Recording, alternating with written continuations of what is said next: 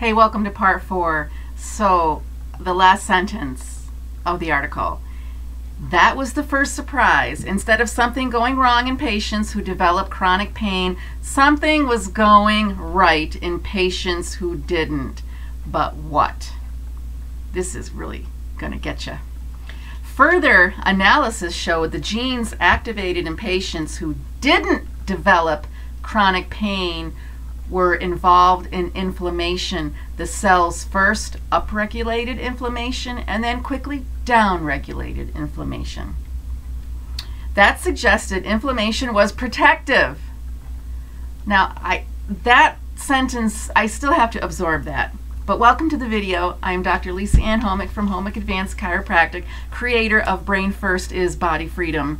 And if you haven't caught the other 3 videos, because I've been making them short just so I can catch my breath and dive right back in.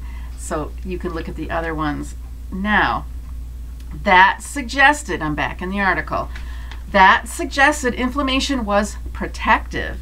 But when Diachenko called Mogul, who specializes in mice studies, about the results, he told her it was impossible. Everyone knows that when you give mice with chronic pain anti-inflammatories, it reduces their pain. Stop. How do you know a mouse is not in pain?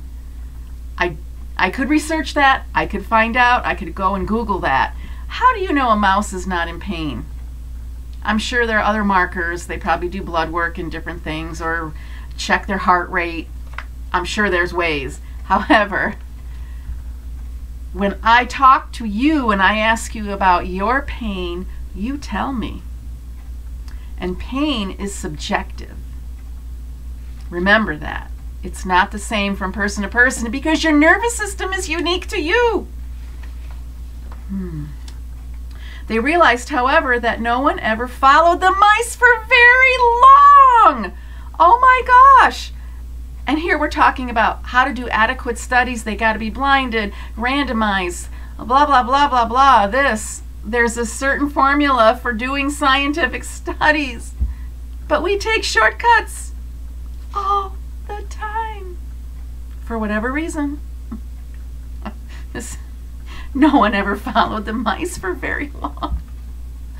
Mogul proceeded to run studies where he injured mice and gave one group an over-the-counter anti-inflammatory, one group a commonly used IV steroid, dexamethasone, and another group saline. The mice who received an over-the-counter anti-inflammatory or dexamethasone initially showed fewer pain symptoms than the saline mice. But within weeks, most of the saline mice saw their pain entirely subside. By contrast, the mice who received anti-inflammatories still flinched when you touched their paw. That's how they know they're in pain. If they flinch, touch their paw and they flinch. Do we take video of that when we're testing the paw of a mouse? It took them 150 days to resolve their pain instead of 2 weeks. So let's glean from this. You take a drug, it takes you 150 days to feel better. You don't take a drug, you take saline, and you're fine in 2 weeks. This reminds me of the time in chiropractic college when that study came out where they had people with back pain read a brochure or do chiropractic or physical therapy. I can't remember, but they came to the conclusion the people who read a brochure about their back pain got better in 2 weeks, and that everybody should get better in 2 weeks. And this was kind of I was banging my head like, what? This research comes out when I'm halfway through chiropractic college. I'm sitting in a classroom and we're discussing this study that came out, And I'm thinking, oh my gosh, everybody's back pain should go away in 2 weeks. What does that mean to me in this chiropractic college curriculum where I'm learning all this great information? And it dawned on me, I'm not here because of back pain.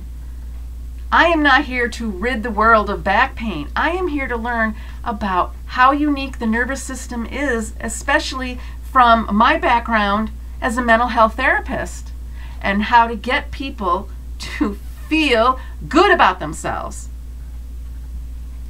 So they have confidence in their bodies. That was my whole point. So I had to say that to myself, Lisa, it's not about back pain. It's about how we can interact in the world and be a positive force. I always say expand your talents beyond your comfort zone every day. And that's the mantra we are here to live by.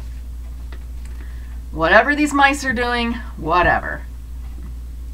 To confirm that anti-inflammatories can actually have a debilitating impact, the researchers then went to the UK Biobank, a massive database of diverse patient data, and looked at patients who reported acute pain. Now remember, the more NSAIDs you take, it has a negative effect on your cartilage. It destroys your cartilage. We've known that. We've known that, but everybody says, oh, it's in moderation. I don't take them all the time. Are you sure? Be honest with yourself. Indeed, they found those who had taken an anti-inflammatory were around 75% more likely to develop chronic pain compared to the controls. No other type of painkiller, including Tylenol, that they looked at showed a similar correlation. So this is going to highlight Tylenol as the savior of the world. The Tylenol is going to help you the best because it doesn't shut down inflammation, because now inflammation is good. You want to have inflammation. We don't want to fight inflammation. We want to let inflammation flourish. Are you confused yet? Are you? It's still not clear exactly why inflammation might be having this protective effect, although some experts said it shouldn't be shocking. While long-term inflammation is known to be debilitating, doctors will sometimes intentionally induce inflammation in a concentrated region to promote tissue repair. So inflammation's good, but yet it's bad. People are debilitated because of inflammation. Are they? What's truly manifesting this whole process? And researchers have long known exercise can have regenerative effects, even though exercise is highly inflammatory. Yes, exercise creates inflammation. So I want you to be totally shaking your head saying, what in the world is going on? Yes, yes, yes, yes. Don't put all your eggs in one basket. Basically, inflammation is a double-edged sword. Oh, here we go. I love it. It's a double-edged sword, said Ru Rong Ji, a professor of neurobiology at Duke who was not involved in this work. This reminds me of when we talk about fevers. A fever is good until a fever is bad. Yep. There's that fever that's going to kill you. What is it, 105, 106? Hardly ever seen, very rare. Oh gosh. Kent, the pain specialist, said that although he imagined anti-inflammatories would always be needed for post-operative pain, the work now suggests that there may be a Goldilocks zone of inflammation doctors should reach for with drugs. There we go.